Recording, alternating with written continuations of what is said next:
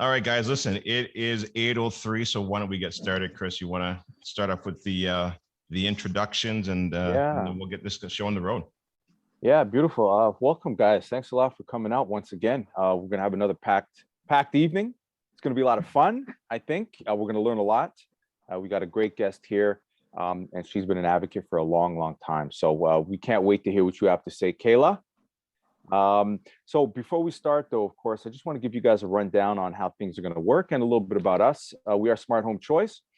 Appreciate you guys coming out. And of course, as you understand, we're doing this just about, I don't know, well, we're definitely doing it every week. Sometimes we got 2 events a week even, right? And listen, we just keep going at this because we're all about educating you, our investors, helping you guys push forward, move forward. So anything you guys need, check the website, smarthomechoice.ca, of course. For you members out there, as you know, we've got something special towards the end of the event as well. Around the 30-minute mark, Gary's going to step in and he's going to tell you a little bit about our upcoming events and what it is that we are going to continue to do. And after the 45-minute mark or so, we're all going to switch over. The members, rather, are going to switch over to our members only event, which is great. So that way we get a little more in depth there with you, Kayla. We can ask you some more questions, and you know, that way we're not on the clock with you, right? You'll be a wealth of information, I bet. All right. So let me just introduce the team real quick. Again, we are Smart Home Choice, and we've got Gary Hibbert, we've got Quentin Kordick, Darlene Hibbert as well, and I'm Chris Hummel. We are all real estate investors, and we've been doing this for a long time, which is why, you know, we're now putting out this information for you guys. Gary, Quentin, and I, we're also real estate agents, and we do this full time. So again, you know, a good mix of personalities, and we can definitely address everything that you guys need. So without further ado, I think we can jump into this. Kayla, Gary, why don't you guys get at it? All right, Kayla, thank you very much for being here. Listen, man, we've got a packed house tonight, and I can see the counter still moving up, and I think this is an important topic, right? This is, I think one of the main reasons why a lot of investors don't, or not even say investors, but people don't get into real estate investing because of some of the horror stories that can happen in this world of real estate investing. And look, I don't want to paint a bad picture for all tenants. Obviously, I always kind of use this general rule of thumb that 80% are good, 10% are great, and 10% are those professional tenants. The thing though with those professional tenants is they're really good at hiding themselves in that other group of tenants, right? And so I think one of the big questions, and we'll kind of maybe start off with this one, is in regards to eviction, right? And what can or can you not do? Because with COVID, with the pandemic that we're in, some of those rules have changed, correct, Kayla? It all depends on which eviction that you're talking about. If you're trying to take over the unit for their own personal use, or if they're trying to evict a tenant to do renovations, and if you're trying to evict a tenant for non-payment of rent or ruining the enjoyment of others. So it's going to be based on someone's circumstances of how that's changed. Definitely some rules and regulations have changed through the province with the Landlord and Tenant Board, and we're just now trying to still digest that from Bill 184. Those changes are still moving itself into the Landlord and Tenant Board at the same time of the Landlord and Tenant Board trying to address a backlog, as well as looking at improving their service and introducing different services. So give me your questions and I got it. All right. And so before and listen, I got lots of questions, and I know that a lot of people are going to have a lot of questions this evening as well too. But before I dive into some more questions, why don't you talk a little bit about OLW, what that stands for, and what is it that you're doing for landlords? So Ontario Landlords Watch, it was formed in 2010 when the city of Cambridge made landlords responsible for their tenants' delinquent utility bills. At this time, we knew that it was unfair, it was unjust to make a landlord responsible for their tenants' delinquent utility bills when the utility was sub-metered. So what I decided to do is get on Kijiji. I got all the landlords that had a unit that was up for rent at that time. And I said, hey, this is what's happening in the city of Cambridge. Like, we need to come down to this protest. We need to show up to our city hall, and we need to bound ourselves together and fight, because this is not only for landlords, but you're going to see this trickle into affecting tenants. And this is affecting the housing industry as a whole, and also is going to, cause a lot of more money for taxpayers, if you look at what taxpayers have to do. So that's when we took all the people that we've met through meeting at this city hall and doing our protest and doing the meetings with the city councilors. And then we started traveling to different landlords associations to gain their support for what we were dealing with in Cambridge, only to find out that this was actually happening in other cities. So we're like, okay, how do we all stay connected? All of us being landlords from all over the place. So I created this Facebook group on Facebook. We have just over 5,700 members. We now have 2,100 people still waiting to get in. So, just tell us how you found out about us, and we'll let you in. But we're very, very cautious on who we let in, because we're on a mission. We're on a mission to understand the Residential and Tenancy Act, the issues that we have there, understanding the issues that we have with the Landlord and Tenant Board, and starting to look at different products and services to help landlords through navigating this type of system and becoming good landlords in Ontario.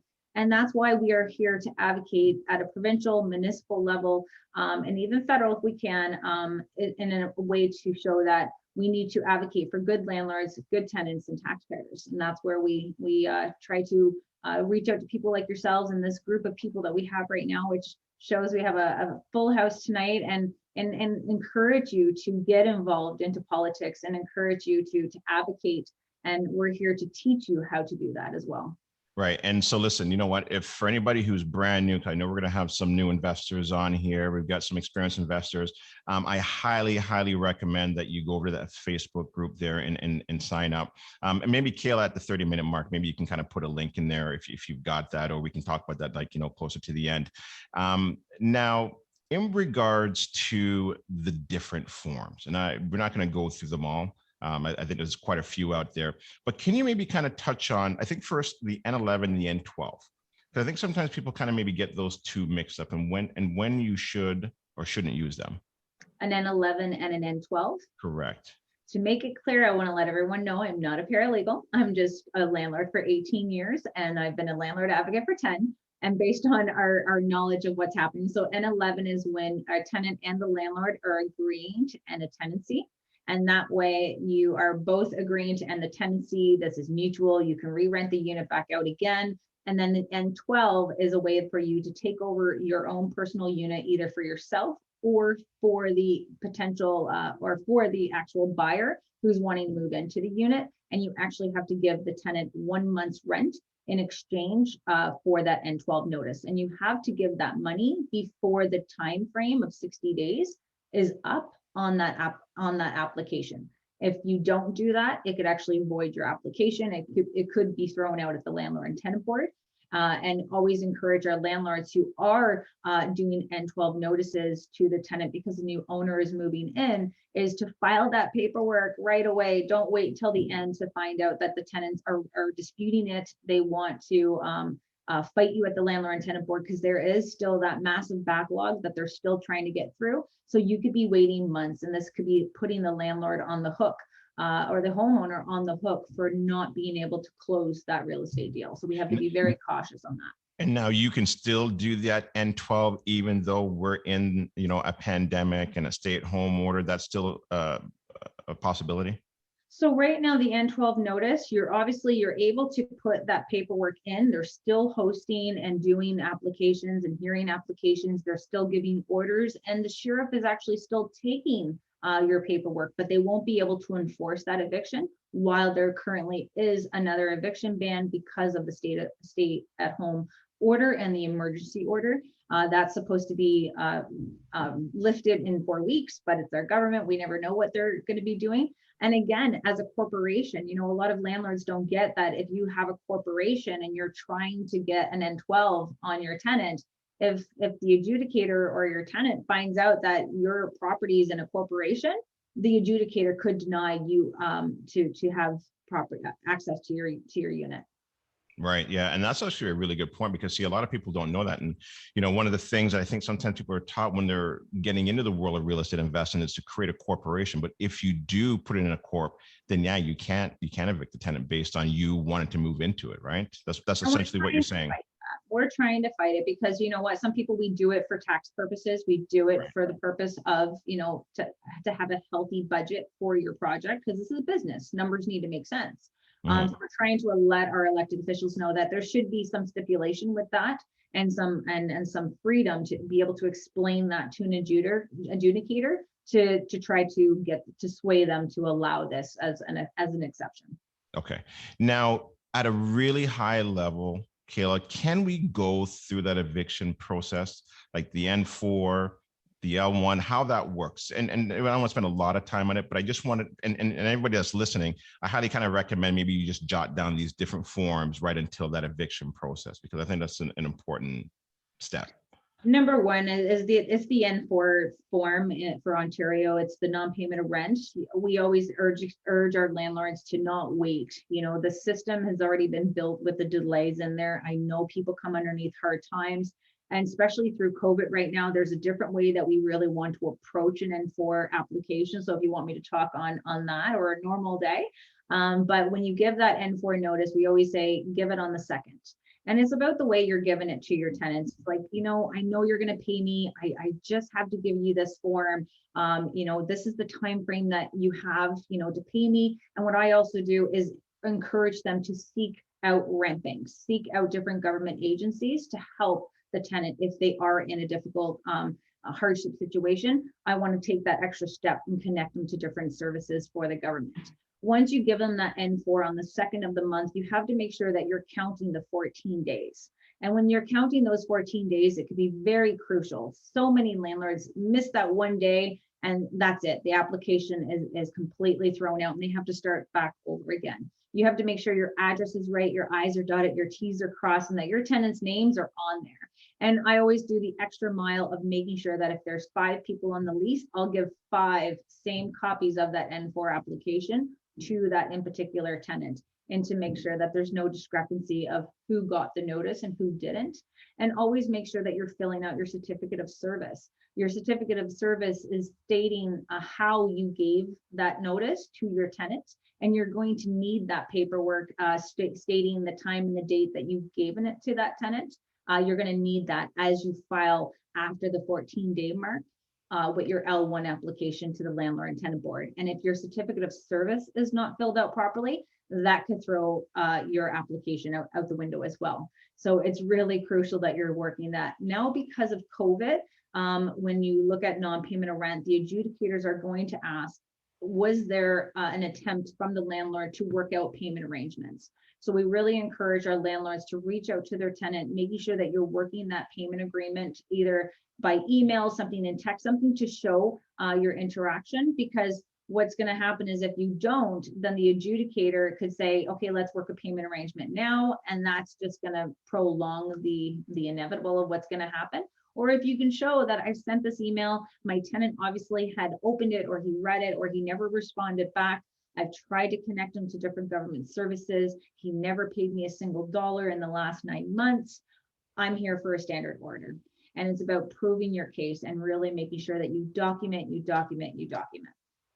All right, perfect.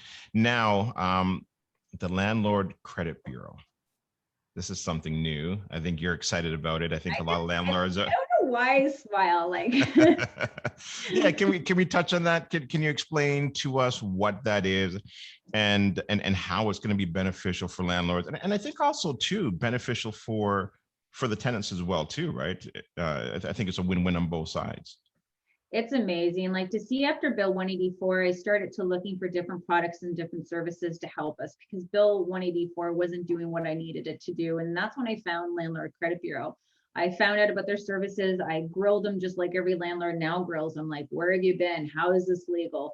And that was when I started to promote it within our landlord group, because I feel that every landlord needs to be a part of this. Every tenant needs to be a part of it. And it's going to be a way to unite this rental housing community underneath one umbrella as Landlord Credit Bureau. So if no one knows about Landlord Credit Bureau, it's a way for landlords to report their tenants' monthly payment history for their tenants, good or bad. So this is not going to be a good versus bad. This is a way to it's being able to help your tenants grow. They're going to be able to build their credit by the landlord reporting that monthly payment history. The biggest expense ever being reported to Equifax so that they can build their credit. They could become homeowners. They could become landlords.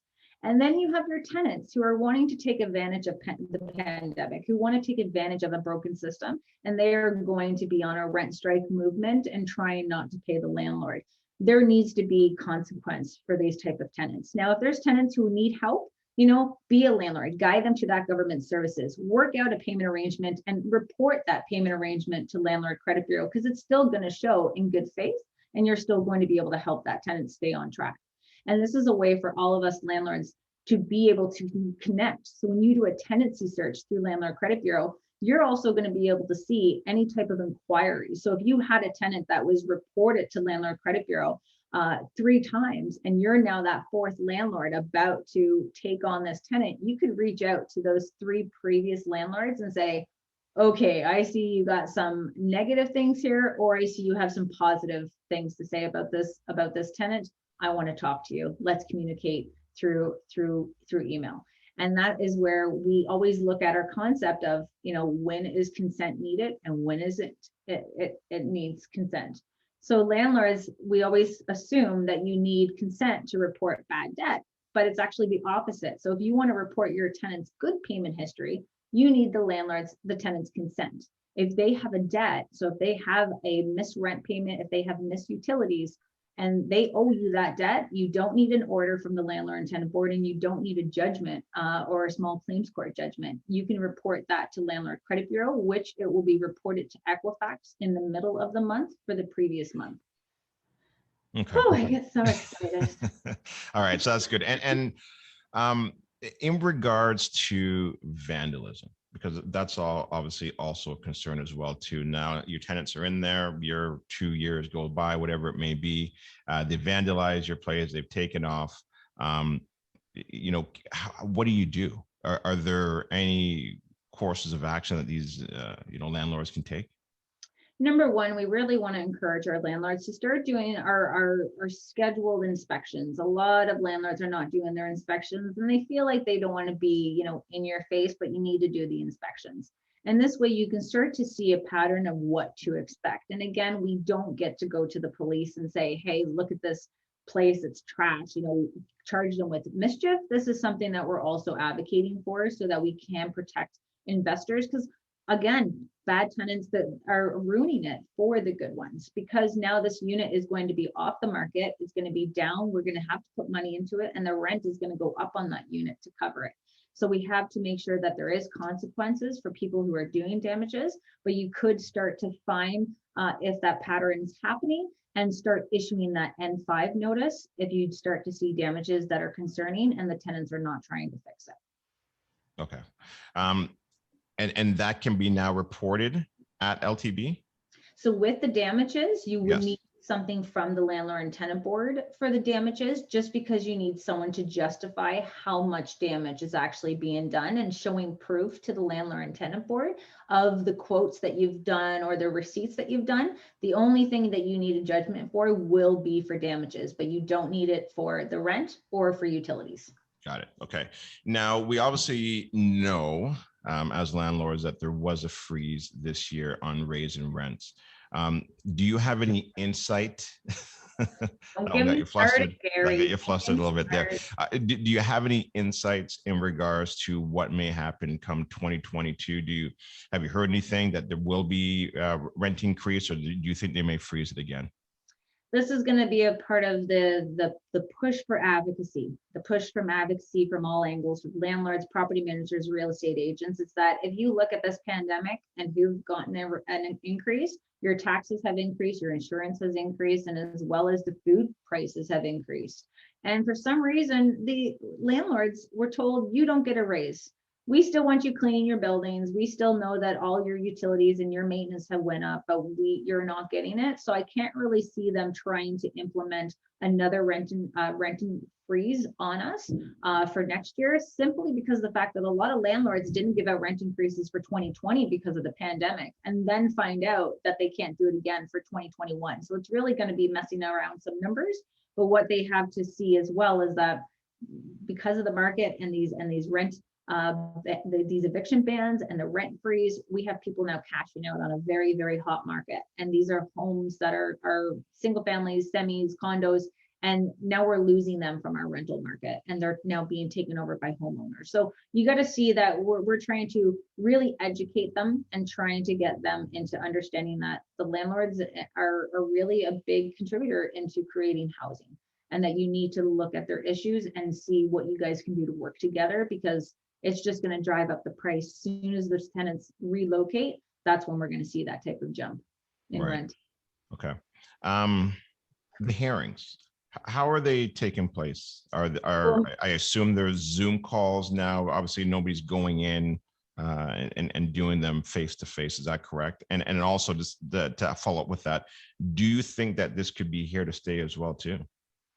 So what was really exciting to see from COVID coming back into hearing cases again, that they did go to digital. And what we found exciting is that through our meetings as stakeholders with the Landlord and Tenant Board, is that they were planning to go digital well before COVID.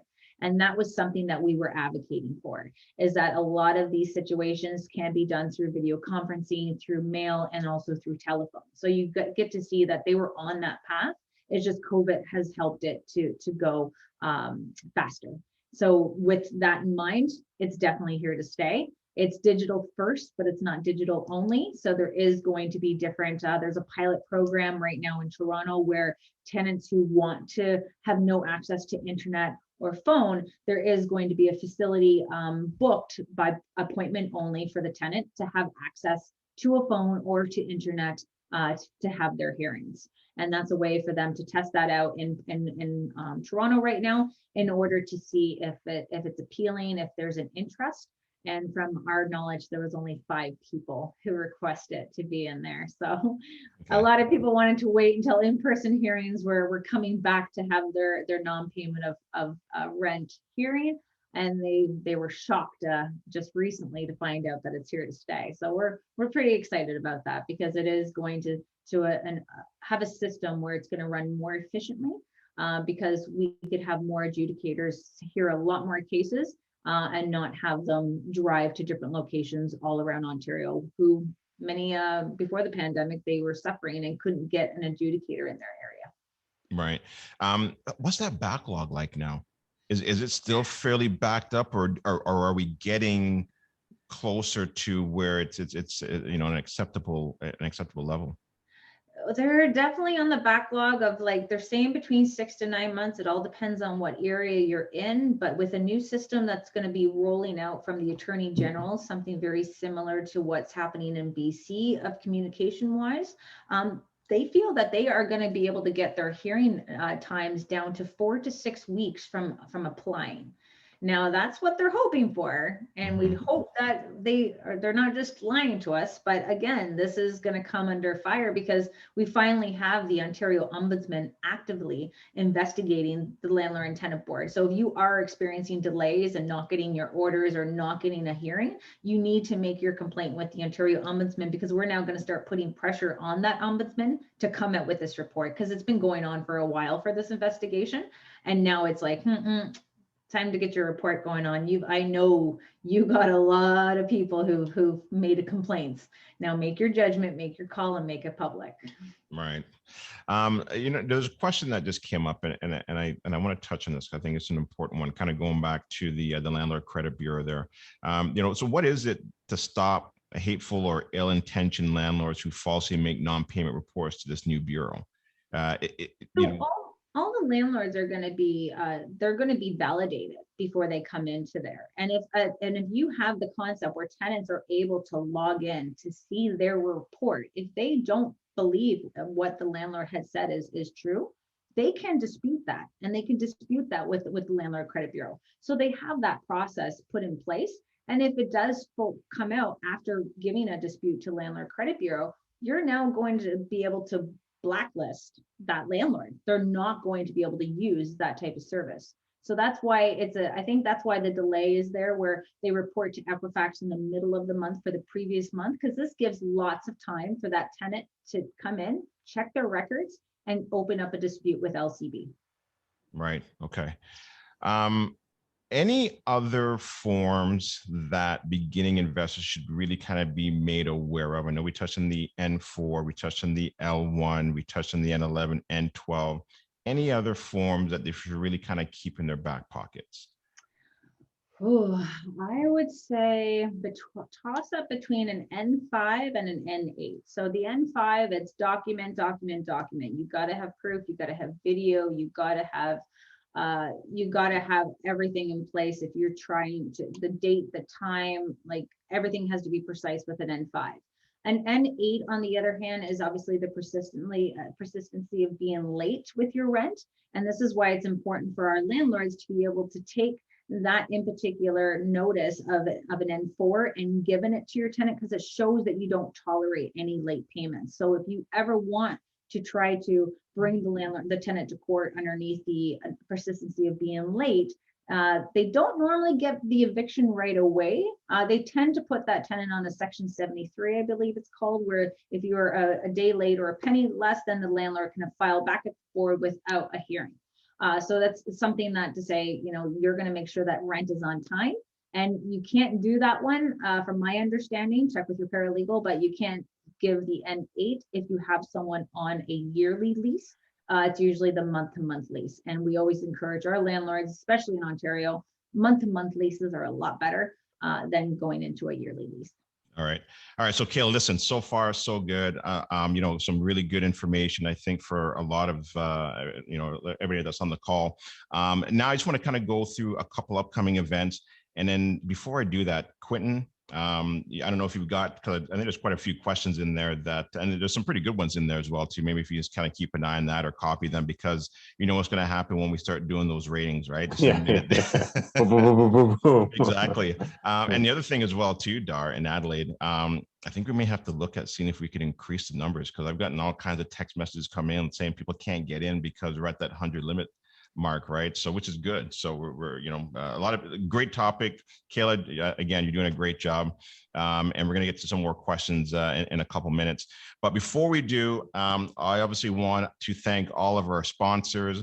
And each of these sponsors eventually, and if they haven't already, they will be on one of these webinars to talk about what it is that they do, and the relationship that we've built with them to really create a one-stop shop for any investor that's on here that doesn't have to worry about trying to figure out where to go, who to talk to. We have everything that you need to be successful in this game of real estate investing. If you guys are liking the content and the information that Kayla's given you, in the chat box, out of 5, just rate her, please. Give her 5s. I want to see lots of 5s. All right, just fire it up. Let that chat box light up. Okay. For anybody who's brand new to Smart Home Choice, thank you guys very much for being here. I really appreciate it.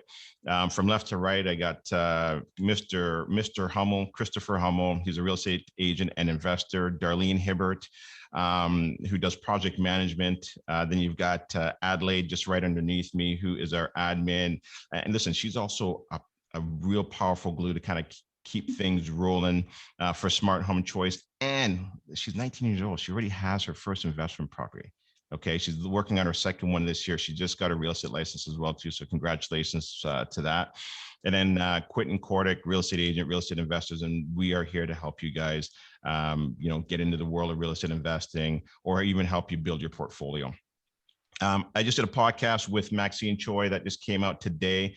I know it's not on real estate investing. However, that's one of the reasons why I call my podcast Wealth, Health, and Everything in Between, because what's the point of having the wealth if you don't have the health? And so we got into fasting, we got into why dieting doesn't work, we got into a whole bunch of really important topics to really keep your body healthy. But not only that, her really powerful story of struggle, you know, in a broken marriage, and how she was able to leave her 9-to-5 job and create, you know, this great business that she's got right now, and being you know, into the world of being an entrepreneur. So really, really fascinating story. I really had a great time having this chat with Maxine. Next Thursday, we haven't done this in a little while. We're actually doing a lunch and learn, so I'm excited about this. You know, why you take your break at lunch, grab your sandwich, and sit down and understand some of the red flags that could get you potentially in trouble with your investment property if you don't have the right insurance. Todd O'Donnell, we've been using him for a number of years, and I think that's an important one that you're going to want to listen to for sure. And I want to thank all of our new members. These are the new members that we've had in the last 30 plus days. And somebody just signed up 6 hours ago. No, actually, I pulled that report last night. So I guess it's, you know, just about a day. But anyways, Mario, thank you very much. Hopefully you're here. I don't know if Mario's on the call or not, but I want to thank all the new members. And if you want to learn more about Smart Home Choice, and also to keep an eye on the chat box, because Quentin's putting all the links in there. So you may want to maybe take a quick picture of it or copy them down. You can go to smarthomechoice.ca and just click on membership, and you'll learn about the different memberships that we have to offer. And with that, I know there's a ton of questions. So Quentin, you can go ahead and start asking some of those questions. And for anybody that's on the call, if you want to turn your cameras on, you want to unmute yourselves, go ahead. And this is your chance up until 8:45 before we go to the members only part of this webinar. Okay. All right, fantastic. So Kayla, we got Hassan asking us if he can visit his unit for an inspection during the stay-at-home order. Of course. Make sure you're giving that 24-hour written notice. When you put it on the door, you put it in the mailbox, make sure you're taking a picture of it. It's the only notice that you can actually put on the door. Take a picture. This is very important. You have to take a picture, even take a video, but make sure that you're following your protocols, your PPE, your social distancing. Come in with your gloves. Just show them that you're trying to respect their wishes, but you do need to make sure that the place is safe and that you're able to get yourself situated to make sure the smoke detectors work, the carbon monoxide detector, and that there's no leaks or fire hazards happening within there. And he just did a follow-up. Can you clarify if email would suffice as notice? Don't do it. always paper, giving it to the tenants. Keep yourself a copy, and that one's very important. All right, fantastic. We got Kathleen asking, she has a non-paying tenant in Lindsay, served the N4 and filed for a hearing. She has a paralegal on the case, and she's just wondering, what is the realistic date for a hearing? And what is the expectation to evict? Non-paying since January as well, Kayla. One, I want to make sure that when you file, if you filed last year and you're still waiting, definitely call or actually email correction. They're doing some changes, so they're not answering their phones right now. So emailing the landlord and tenant board to do a follow-up on where they are in booking your hearing. I would suggest that, period. No, it doesn't even matter how long it is. I would be looking at that 6 month, just a minimum, you know, even before COVID. I've been doing this for 18 years. I had one bad tenant, and it was a good tenant gone bad through a split of a relationship. And it took 7 months here in the region of Waterloo. And that's me knowing the system, not waiting on the N12. So just keep on their heels, continue to keep emailing, and I'm sure they'll get sick and tired of you and hopefully give you a date to be excited about. Excellent. And she was also asking if you can recommend some of the services that she can connect her non-paying tenant to as well. Oh, of course. Join in the group. I put the link to Ontario Landlords Watch Facebook group. Say that you heard us here with this webinar tonight, so I can let you in. Also send me a friend request on Facebook, send me a message, and then I'll be able to really, there's going to be lots of them. Sometimes we don't know if there is an individual program / agency, or it's actually handled by Ontario Works. So it's going to be different, but if you look up rent relief or rent banks in your city on Google, you're going to be able to pull up a lot of information on where they can see rent relief. And not only that, but there's also relief for utilities for tenants as well, but nothing for landlords. Sorry, guys. All right, we went over the false claim there. We got one. Is it true that we can apply for AGI to cover unpaid rent for non-paying tenants? If so, how likely is the approval? One, I really don't see that happening, even with your utilities and your increase on your taxes. It still doesn't justify the adjudicators to approve an above guideline rent increase. It's definitely something that takes a very long time, and at a cost of at least $200 just to apply, and they still can say no to you. And then again, if they do approve it, it's usually about a 3% of whatever the rental rate cap is for that rate. And then it usually is a time frame of so many years, and then it could go, that increase can go back to what it is normally. No one really notices, but it's not even worth it. The best thing is more about trying to negotiate sometimes with your tenant. If they see that, hey, I want new floors, or hey, I want a new kitchen, it's like, hey, I'm willing to do a new kitchen. Are you willing to go up $50 on your rent? You know, you want an air conditioner? Hey, let's go up, you know, an extra $50 on your rent. You cool with that? You know, and working that mutual agreement. Excellent. And can you clarify if the Landlord Credit Bureau, do they do tenant screening and have access to credit scores? So the tenant searches are currently available where you can check tenancy searches. So any reports that were given to Landlord Credit Bureau, in that way you can see the payment history and the tenant, and also their information of the review and the 6 questions that landlords are able to answer based on that tenant, such as, have you been brought to the landlord and tenant board? Would you rent to this tenant again? So there's nice 6 questions that you have access to with the review and the payment history. And again, we are getting themselves into Equifax credit reports. It's just, they're doing some changes at Equifax right now. So they will be coming to the members of LCB really shortly. Excellent. Yeah, it's a great tool. We suggest you guys jump on that. Davita's asking. And actually, sorry guys, I just want to point out that even just a few webinars ago, we had Equifax on, right? And they were talking, he was talking exactly about that, Kayla. Nice. Right, they're making their changes. So yeah, that's you've been with us for a while, you would have caught that one. Mm-hmm. Yeah, it's a great way for Sorry, us what to was that? know that it's the email part of it too. It's the power of the tenants knowing that the tenancy record has been made, it is being reported. Like, that's the power of it, knowing that it's going to Equifax, that's not going into a database and just only being with that database. This is where all landlords doing credit checks are going to benefit from it. Mm-hmm. And then on top of that too, right? Landlords will have the ability to search the database as well. Oh yeah, the tenancy searches, see how many inquiries. That's what I got really excited to see, how many landlords put an inquiry on that in particular tenant. So if you guys seen the news, we had 2 tenants in Toronto that had gotten charged for skipping rent on multiple landlords for the last 10 years. And this is a way for you now to show that as you can almost keep track on which tenants are abusing the system. Yep, we got power in numbers, so we got to all band together and get on there. So.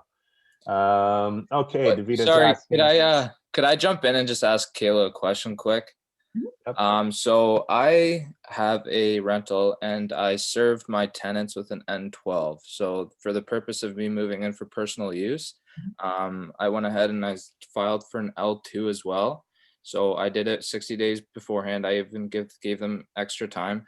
So the eviction date is April 30th. Now, if we're in a lockdown, what happens at that point?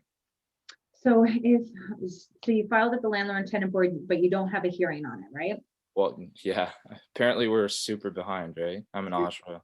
So you're still waiting on your hearing, and that the tenant is fighting you. They don't want to leave. They're not fighting me, but I don't think they're gonna find another unit.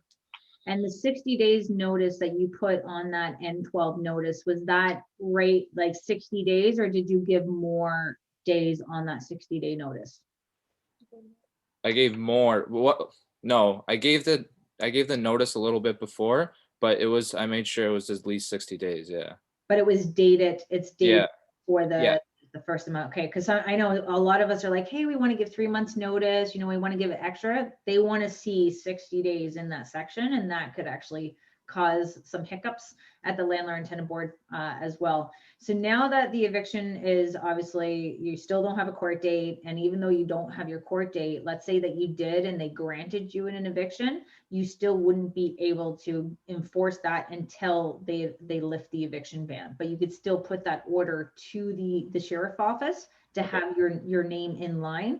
And then once the sheriff's office opens up, and let's say the eviction ban is clear, what's going to happen is that the attorney general's office is going to inform the sheriff's office. They will now issue 10-day notices to all the evictions that they have scheduled, which is going to put another 10 days on it, informing the tenants. So you still got some time there. Okay, so April 30th, do I charge them for another month's rent if they Oh, continue of to live course. there? Yeah. Of course. Okay. Yes. Okay. And you still give out your end for it at the same time as if they don't pay. And Perfect. it's yeah, it's sorry you're going through this. It's all good. It is what it is, right? But hey, you're almost gonna get your house. I can't. Well, it's crazy. You're a landlord. You buy your own house and like you want to move into it, but you can't. It's crazy. But And you know what? Sometimes a personalized letter doesn't help. It does help if you bring it to the landlord and tenant board why you need to come in there. You know, there could be lots of reasons why for mental, physical, it also hardship situations. You know, this is something that you could potentially ask for an expedited hearing. fair enough. That's good to know. All right. Thanks, Kayla. Thanks, guys. Thank you. Quentin, you want to maybe see if we maybe ask one, maybe two more? Okay, so what is the difference between the N4 and an N7? So the N4 is for non-payment of rent, and the N7 is usually from, it's honestly having more clout of the landlord living within the property. And N7s tend to get more interest from the adjudicators, but you're really going to be utilizing your N4 more so than your N7. Okay. One more, Quentin. One more. Is smoking in the unit considered vandalism or damage? It's going to be like your addendums, you know, as we have a standard order, a standard lease that we have to have in Ontario, always making sure that your addendums are just as solid as that. It's not really, the standard lease is not solid. Don't listen to me there. It needs to be changed, but getting your addendums, make sure that there's no smoking, and that no smoking concept, you could be working yourself, bringing that tenant to the landlord and tenant board underneath an N5. But again, you're going to have serious proof. You want to show every reasonable doubt that this tenant is in breach of their lease, or causing interfering with other tenants' reasonable enjoyment. So that's like other tenants complaining that this tenant is smoking. You can smell it through the hallway. They've seen this tenant. They have to get that tenant to come to the landlord and tenant board as a witness to vouch that tenant's been smoking. Like, honestly, like I'm surprised we don't have cameras like just on you like the police do these days, just to show what you need as evidence in order to show why you need that eviction. All right. Kayla, thank you so much. We're going to move you over to the members only forum right now. It feels like the landlord and tenant board. You're going to move me over to the breakout room. You're going into the breakout room. All right. And I'm going to stick around for anybody that's brand new, first time that you guys have been here, want to learn just a little bit more about what we do and what we have to offer. I'll stick around and have a chat with you guys. All right, Kayla, I will see you in 5 minutes, and members, I'll see you over there as well too shortly. Perfect. Like glass of wine or your favorite shot of scotch or beer or whatever you want. All right.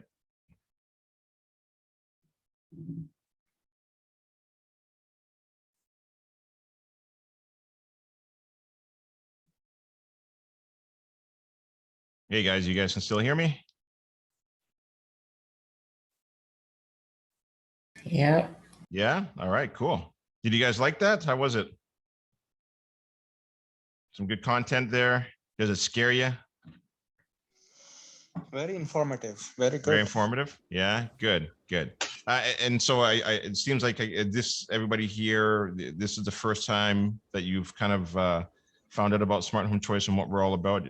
So why don't I maybe kind of just do a high level overview? I touched on it a little bit, but like I said before, I am a real estate investor and real estate agent. I've got Chris and Quentin as well to help me out. And really what we did was we started this investment group about It's been about 11 years now. And really what we did was we created this one-stop shop to help investors. And when we started this, we knew nothing about real estate investing. But what we said was, me and my wife, was that we'll just share our journey. We'll share what we're doing.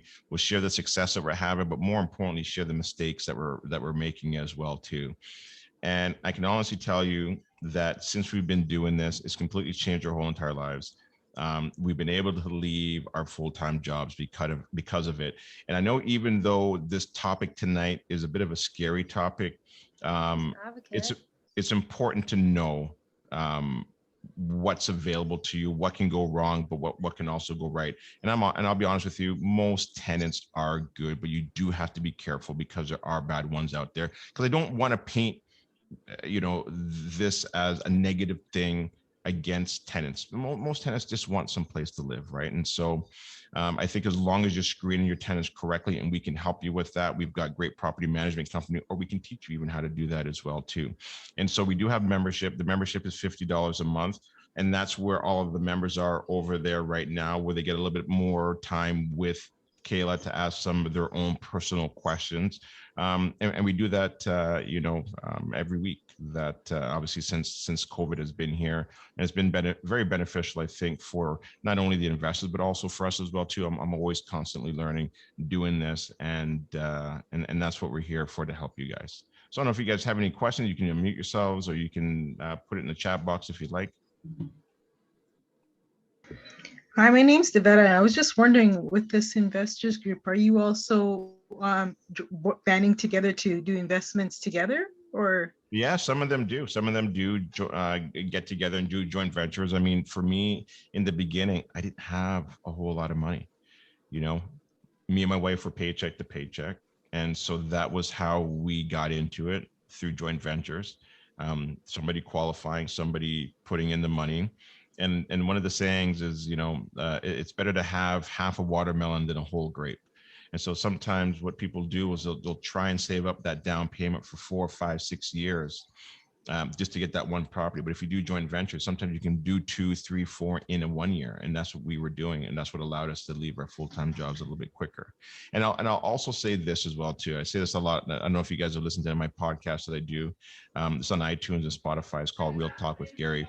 But I always talk about that I don't love real estate investing. I think people think that I do, but I don't. I love the lifestyle that it creates for me. I love the freedom of choice and the peace of mind. That's why I do it, right? And even if you just bought one, even if you just bought just one, think about if you bought your neighbor's property 10 years ago, how that could change your life.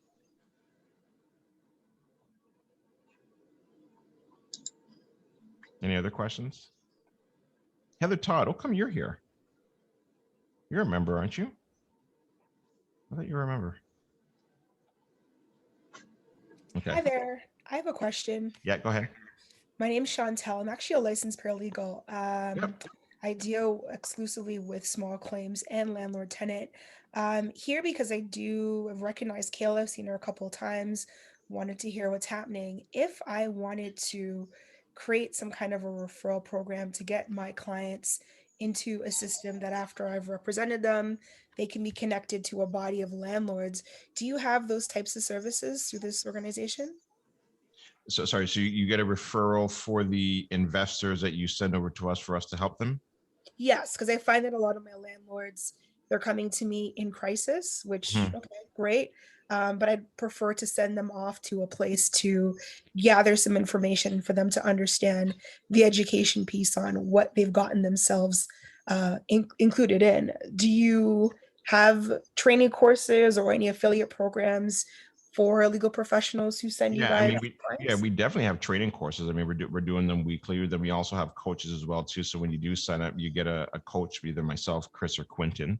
We've have combined 30 plus years of experience. In regards to the referral, I'm sure we could probably maybe talk offline to see what could be done. I don't see any issues there whatsoever, for sure. I mean, if it's all about helping your clients out, that's why we're doing this. That's why we're here. Perfect. Thank you. Yeah. So maybe just reach out to me, send me an email, and then we can maybe set up a conversation with myself and Darlene to talk a little bit more about this. Excellent. Thank you. Yeah, no problem. Yeah, I'll take 1 or 2 more questions, and I gotta move over. So I actually stepped it again. I had asked the question about the difference between an N4 and an N8, and then filing when you're filing an L1 or an L2. Basically, I have the tenants from hell right now, and they've called the fire inspector, they called the environmentalists, they're calling every day. You know what, it's a great question. Unfortunately, I can't answer that. You know, I just don't know the answer.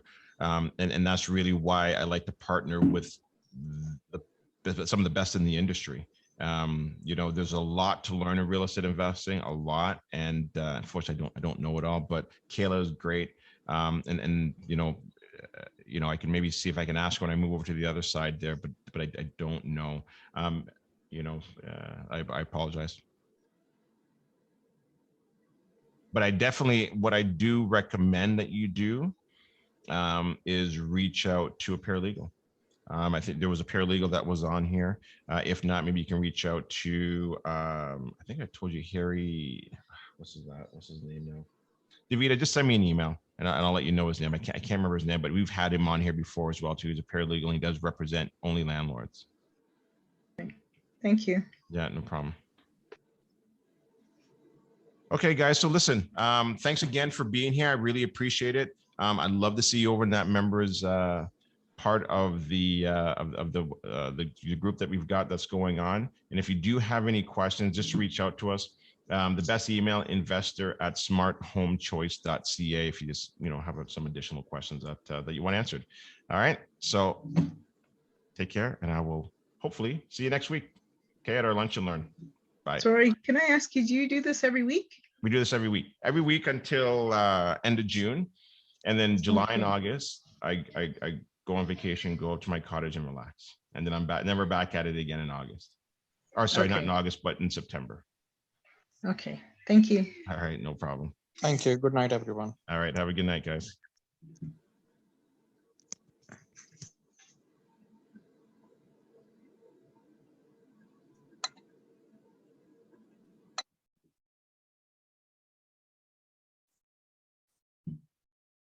If you feel this other individual won't be able to pay rent, would you want to go after both of them for non-payment of rent? Again, if the one is leaving and they're both okay with it, that's where I would have no problem letting that one out. And when that one person is going to struggle to pay it, then you need to give that N4 notice right away and connect them to those government services. Sometimes we always feel like we're telling our bad tenants that they need to start adulting. Well, if we keep having to baby them like this, they need to know that they need to work out their problems and know that these are your bills. I'm just here to provide this type of service. You now need to make sure that your rent is paid and in full. If not, here's the notice, right? It happens. And like I said, like we had a good tenant go bad for me, mom, dad, baby. And then the wife left. I got stuck with the husband, and he obviously was becoming a delinquent and fell on the wrong path. And that's when I started using Landlord Credit Bureau. And within 24 hours, he's already been gone for 7 months. And within 24 hours, he called us. He's like, what's this Landlord Credit Bureau? And I'm like, yeah, this is awesome. And that was my love for it. Seeing that no calls, he's getting these emails, he's seeing the consequence emails coming in, the rent reminder emails coming in. And that's what I see from landlords too. We like to text our tenant, hey, reminder, it's rent day. You know what? We have to let them adult. You don't have to remind them, but this system does. And it's a way for the system to remind them as a system and a tool versus you being, hey, I'm the greedy landlord and I want my rent on first. Of course we want it on the first. It's like it's in the lease. All right, that's Dwayne asking here. I'm just gonna scroll up. Give me 1 second. How far back will you be able to make inquiries on tenants? How far can you go back to report? I guess how far can you go back to report tenants that haven't made payments? Yep, 6 years in Canada and 7 in the US. Okay, so there you go. Can a landlord from 10 years make a claim report? So... And what you'll do too, because they're a former tenant, you don't put them in as a current tenant, because when you're working with your membership with LCB, one, it's free to sign up. And when you're free to sign up, you get the data. You're only going to be able to get the basic account, so you have the premium account. And with the premium account, you'll have a monthly fee of $19.99, or you have a yearly fee of $199. But if you want to go monthly to try it out, you can use the discount code OLW15 and have 15% off your membership, and then 60 cents per lease per month. So if you have 5 people on the lease, you're still only being charged that 60 cents. But when you're working into the collect factor, it's going to be a one-time fee of $19.99, and that is reported to Equifax as a collect. And then the tenant, it stays there on that tenant's record until payment is made, and they do get more firmer emails of the consequences as it's being reported underneath collect. Excellent, excellent. Okay, and Nalini's asking, will they're taking possession of a duplex on June 1st, and the tenant on the main floor is on a month-to-month. How do we navigate a lease to them? Is it beneficial to keep the lease month-to-month, or is it better to get a yearly lease signed? And how do we split utilities? Month-to-month, don't go yearly lease.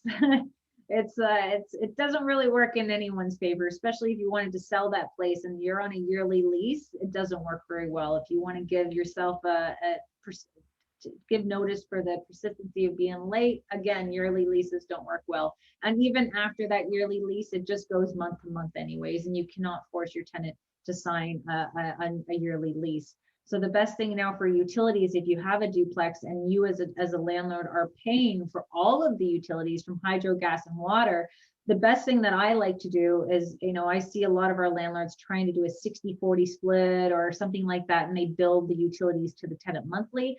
I like to increase the rent as high as the market can bear with, let's say, utilities included, but have a cap.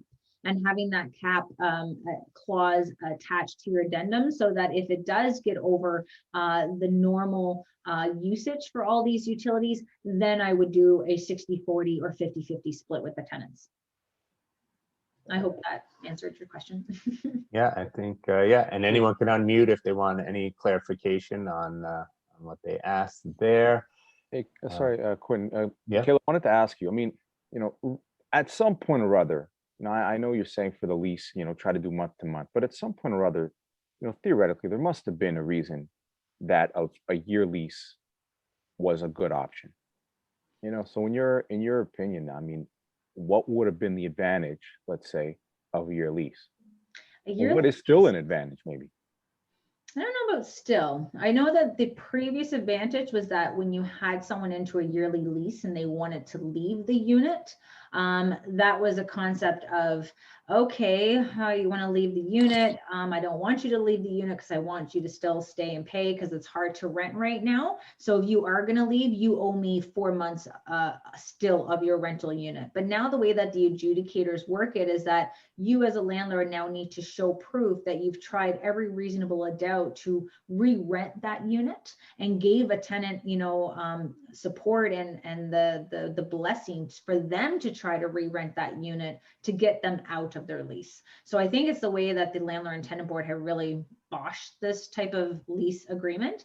And again, sometimes the lease does work, maybe it's a way of communicating with your tenant to say, hey, I have you on a yearly lease. I know things are not working out here. You're not quite happy. I'm going to let you out of your lease. Really, they can leave in 28 days if they really wanted to, but it all depends on their knowledge. But it's the way that you've tried to, sell that. I'm going to let you out of your lease if you sign this N11 right now, right? That's the way that could probably have a better benefit, but it's going to be about customer service. And I think that's what landlords need to learn about putting that customer service into their rental business. And that might have been a time too, I guess, maybe say going back even, I don't know how far back you go back, 8 years, 9 years, 10 years, when vacancy rates were higher.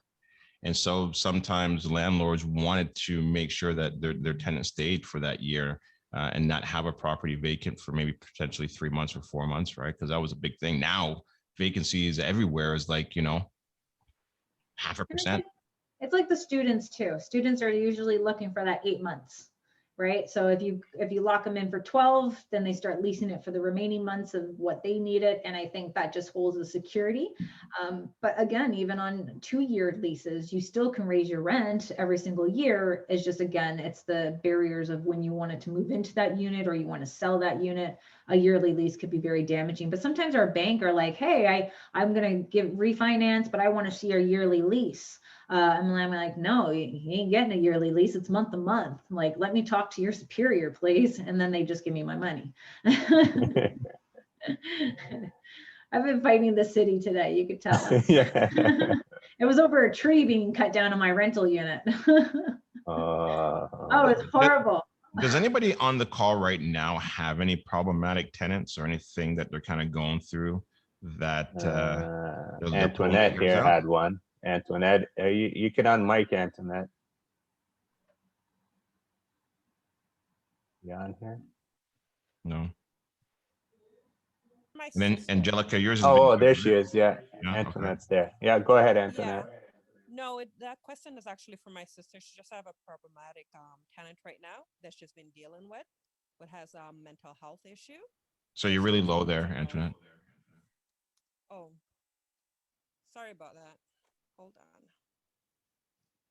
on.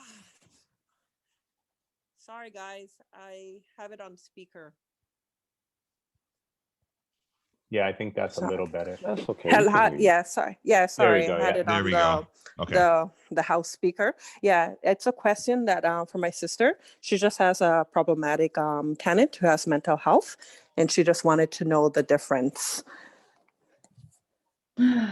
It's hard. It's really hard. Like a lot of landlords are looking at, these programs that are there to help people out in mental health or addiction, and they sign up on these programs, and sometimes they are fully protected. So even though that this tenant has mental health issues and we feel sorry for them, it also does cause a problem with the landlord because they're not equipped, they're not social workers, and they also sometimes cause trouble with other tenants within the property. So it's more of the concept that they have mental health issues. It all depends on what their concerns are and trying to address them as much as you possibly can. But I could tell you that if the landlord does try to evict that tenant, they will have full-on support trying to avoid that eviction at the landlord and tenant board. Okay. What's the exact situation? Like is it like a fire hazard? Is it like, are we working? Yes, fire hazard. She's calling the fire department, all the different departments within the city to check all of her rental properties for somewhere the tenant got access to. She has 5 different rental properties, and she has the entire city coming in and out because she's reporting false reports. Now, can she get proof that these are from these agencies and showing that she's creating these reports on false information? This is actually in the past 2 weeks that this is happening. So I would try to get something. If let's say that the fire department or the city has been called a number of times to all of her places, and you can confirm that it is coming from that in particular tenant, then I would try to bring this tenant to the landlord and tenant board underneath an N5 for interfering with the landlord's rights and reasonable enjoyment. So N5, you're saying it's better than the N7? Is the landlord living there at the property too, or no? No. Because give me 1 second. I usually have all this stuff memorized at the top of my head, but N7s are not my expertise. Yeah, my brother is living there. Sorry. Yeah, no, I think you said when we spoke about this before that tenant's also causing issues for the other tenants there as well. Yeah, she has vacant room, or even the basement. They all moved out. You want to do an N5 then, and if the people who did move out, you can also have them see the N7. The N7 with the behavior of someone living there, someone in your properties did some damages. I still probably work myself underneath the N5. N5, okay. This one is as you and I live in the same building, and that has 3 or 4 residential units. Your behavior or the behavior of someone visiting or living with you has substantially interfered with my reasonable enjoyment of the residential complex. So because if the landlord's not living there, this would not be a form that I would look at, but again, I'm not a paralegal. I Mhm. usually would be working the N5 into that Okay. mix because the landlord's not working there. And if you're talking Okay. about the complaints that she's doing against you and how many time, or your sister, put down the Mhm. date, time that that's actually happening with, try to have proof with that date and time. And then from this section of the tenants having their complaints in writing and also document it on that N5 notice as well. Okay, and there's police reports and stuff, so, okay. Oh, beautiful. You get that paper printer going, get some toner, girl. Okay, I'll let her know. Good Thank luck. you. Thank you. You're welcome. And Alan just brought up a point in regards to the 1-year lease, saying he thinks for new construction condos, if you want that HST rebate, the CRA wants to see a 1-year lease. Yeah, hey, that's how they're getting you. Don't do it. Don't do it. Forfeit the rebate. Dangling the carrot, Alan, that's it. That's where a lot of landlords now doing the new bills, they're asking, do we know of people to do this rebate? So put that out there. If you guys, I don't have anybody in my corner for that. So I want to be able to give that person to our landlords who request that through our group. Anyone else want to unmute or type in a question here? You got the opportunity. Wealth of knowledge here with Kayla. Oh, you know what? So Sam's actually in the process right now of filling his property. And he was asking me just in regards to which one I preferred, neighborly. I can't remember the other one was. Is there any preference that you got, Kayla, in regards to when you're doing credit checks? You're going to want to try to do the Equifax. I find Equifax is more detailed. A lot more information is given to Equifax versus TransUnion, but we currently do have, sometimes you want to do both. So the tenant verification services, we have a discount there that landlords can use with OLW as the discount code for $10 credit checks, I believe it is, for tenant verification services. But you got to go with your gut. When you're really doing your screening, it's not just looking at the credit. You obviously now with LCB, you can see the payment history, but you want to go with starting with your ad. You know, you want to make sure that you're trying to limit the amount of professional tenants who are seeing your ad by saying that you are doing a tenancy search with Landlord Credit Bureau, you are doing a credit check, and you are going to be reporting their monthly payment history to Landlord Credit Bureau, because that's going to stop a lot of people who are planning to come and stay there for a while, not even bother. Know that you're putting that into your rental ad. And then you smell them, and then you talk about your dog Fluffy, and you don't have a dog Fluffy, but they got Bruno. Bruno's going to bite your baseboards, buddy. I guess, thanks, Gary, you took the wind out of my sail. Is that what they say? Is that how they say it? I took, why? How did I do that? You got my question answered for me. Oh, right. But I still have another one. Yeah. So on top of that, like, because I think on a Landlord Credit Bureau, you guys do some type of a credit check, no? They are having the credit checks available through Equifax shortly. They're just doing their changes, but in the meantime, you can do a tenancy search. So if any landlord wants to check to see if there was any inquiries or any reports given to Landlord Credit Bureau, you can do a tenancy search for $6.99, and you're only getting charged if you get a hit.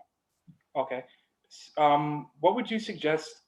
You know, we have all our clauses in our appendix. We have the lease agreement, the Ontario lease agreement. Is there anything you suggest that we do, and we do doing our background and all this stuff, is there anything that you suggest we do or include at the start that'll help us at the end if we ever get into a situation of trying to evict someone?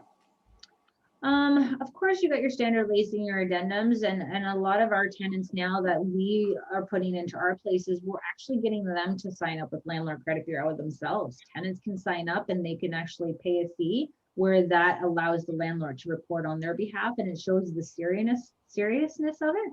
But again, like the lease and the addendums, this is about knowing when there's a problem and when to give out these proper forms. Your best education for you right now is to read every single landlord and tenant board form and their instructions on the Landlord and Tenant Board website, and make sure that you print off the book of the Residential and Tenancy Act. That's going to be your Bible, and the way that you can manipulate a situation and try to work it into the RTA, how that could benefit you. But again, it's going to be like whack-a-mole. You have to wait for that situation to happen, and you have to know which way to approach it. I know I have a landlord who just recently filed at the Landlord and Tenant Board. Based on her situation, I was able to talk to a few people that I know, and we now have her court date ready for May 12th. And that's very, very, very fast. So it's more the concept of knowing that there's a dire situation, and how do you get that dire situation in writing and sent to the right people to expedite that hearing process. Thank you. No problem.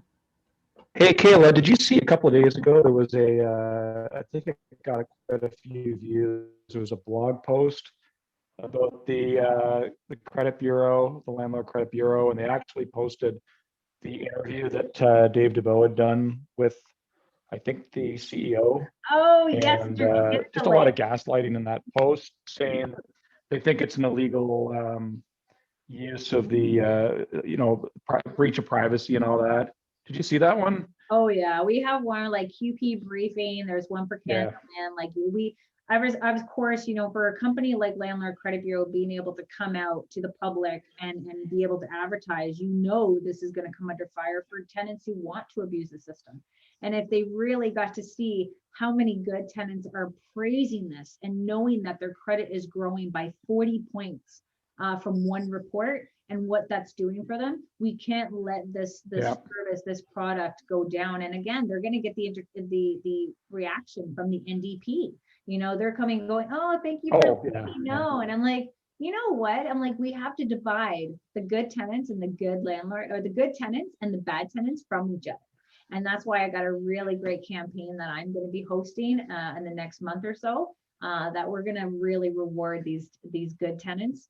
And I'll give you a hint. We're going to give 1 month's rent free to these tenants that we're going to be able to communicate with. But yeah, it's under fire. And you know what? There's going to be more. If you look at, we have over 73,000 applications brought to the Landlord and Tenant Board in 2018 and 2019. We're going to have potentially 73,000 tenants pissed off about Landlord Credit Bureau. So this is going to be a dynamite where we need support from the landlords and the property managers. We need them to be our keyboard warriors on social media, so our elected officials know that you gave us a broken system. We need this to hold on to, so until you can fix this system. Yeah, you mentioned the NDP, the MP in Rosedale. She's a complete nut job.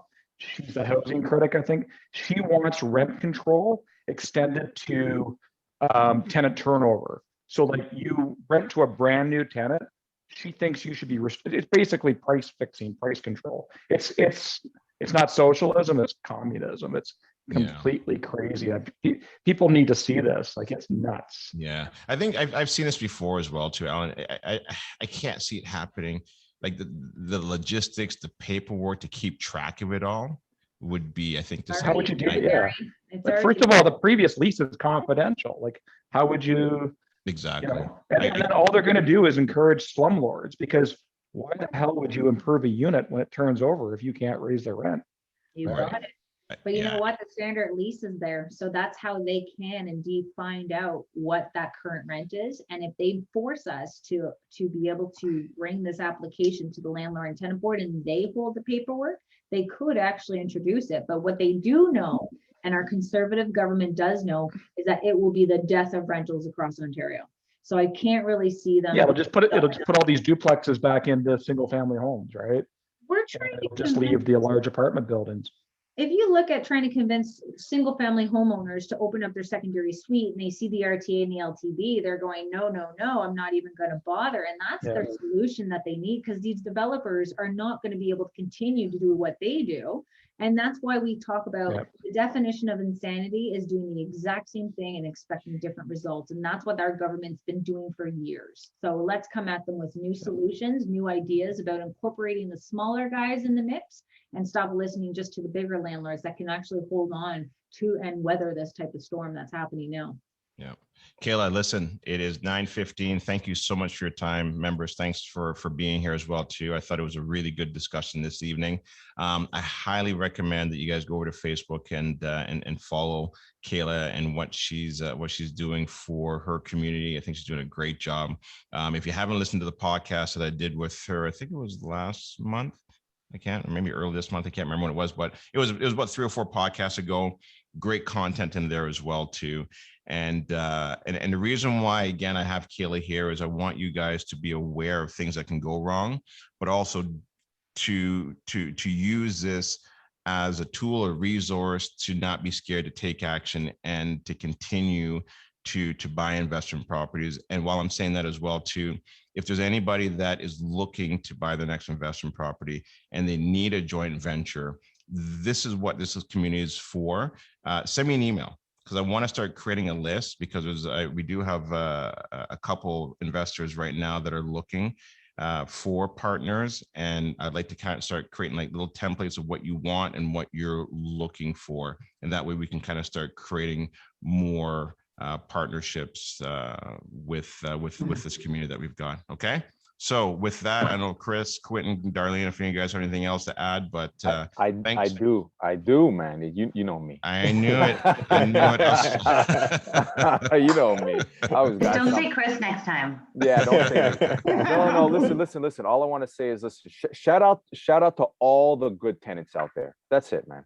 Yeah. You know, shout out to all the good tenants out there, because you know they are out there for sure. And I know we've been talking the negative stuff, but realistically, and you, Gary, always say this. There's only 10% of these guys out there that are the negative ones. The other guys, the other 90%, shout out to all of you guys. Yep. All right. Beautiful. Kayla, And thank you so much. Kayla. Yep. Thanks, Thank Kayla. you for all that you do. All Thanks, right. everybody. Yep. right. See you guys next Thursday at 12 p.m. Have a good night. Okay, bye. All right, bye.